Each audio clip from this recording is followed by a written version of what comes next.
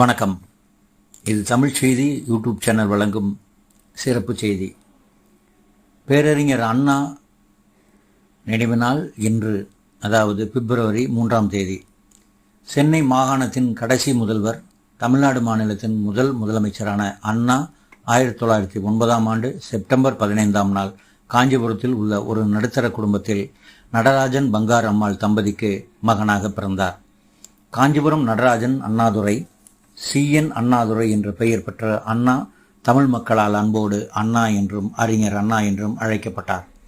தந்தை பெரியாரின் தொண்டரான அண்ணா தந்தை பெரியாருக்கு ஒரு போர்ப்படை தளபதியாய் விளங்கினார். தந்தை பெரியாரின் திராவிடர் கழகத்தின் போர்வாளாய் விளங்கிய அண்ணா தமிழ் மொழியிலும் தமிழ் இலக்கியங்களிலும் பெரும் புலமை பெற்று பெரும் மேதையாக திகழ்ந்தார். பகுத்தறிவு கொள்கையிலும் சாதி மறுப்பிலும் மூட நம்பிக்கையிலும் அவற்றுக்கு எதிராக ஒரு குண்டன உறுதிப்படைத்து நின்று அண்ணா அவர்கள் தமிழ் மொழியை காப்பதிலும் மொழிக்கு அரணாக விளங்கினார்.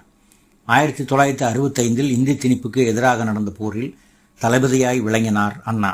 தந்தை பெரியாருடன் முரண்பட்டு திராவிட முன்னேற்ற கழகத்தை உருவாக்கியிருந்தாலும் தன் வாழ்நாள் முழுவதும் தந்தை பெரியாரையே வழிகாட்டியாக கொண்டிருந்தார்.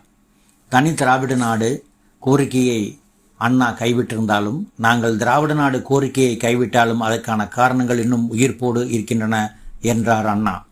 1967 சட்டமன்ற தேர்தலில் மிக பெரும் இமாலய வெற்றியை பெற்ற திராவிட முன்னேற்ற கழகத்தின் முதலமைச்சராய் விளங்கினார் அண்ணா. சென்னை மாகாணத்திலிருந்து பிரிந்து உருவான மொழிவழி மாநிலமான தமிழ் மாநிலத்துக்கு தமிழ்நாடு என்று பெயர் சூட்டிய பெருந்தகையும் அவரே ஆவார். 1967 முதல் தன் மரணம் வரை 1969 முடிய பல சீர்திருத்த கொள்கைகளையும் உரிமைகளையும் சட்டமாக்கினார் அறிஞர் அண்ணா. சுயமரியாதை திருமணத்தை சட்டமாக்கியதும் அவரே. இருமொழி கொள்கையை மாநிலத்தின் மொழிக் கொள்கையாக உருவாக்கியதும் பேரறிஞர் அண்ணா அவர்களே. மாநில சுயாட்சி குறித்து ஏராளமான கருத்துக்களை வடிவமைத்தவர் அண்ணா அவர்கள். புற்றுநோய் கொடுமையின் காரணமாக 1969இல் உயிரிழந்த அண்ணா அவர்களின் இறுதிச் சடங்கும் ஒரு வரலாற்று சிறப்புமிக்க நிகழ்வாய் மாறியது. ஆம், தமிழகத்தின் தலைமகனான அண்ணா அவர்களின் இறுதிச் சடங்கில் கலந்து கொண்டவர் எண்ணிக்கை ஏறக்குறைய 1 கோடிக்கு மேல். உலக வரலாற்றிலேயே இந்த சிறப்பை பெற்ற தலைவர்கள் மிக மிக குறைவானவர்கள். தான் பகுத்தறிவாளனாக திருந்தாலும் திராவிட முன்னேற்ற கழகத்தின் உயிர் நாடியாக திருமூலரின் திருமந்திர சொல்லான ஒன்றே குலம் ஒருவனே தேவன் என்ற கொள்கையை வலியுறுத்தினார் அண்ணா.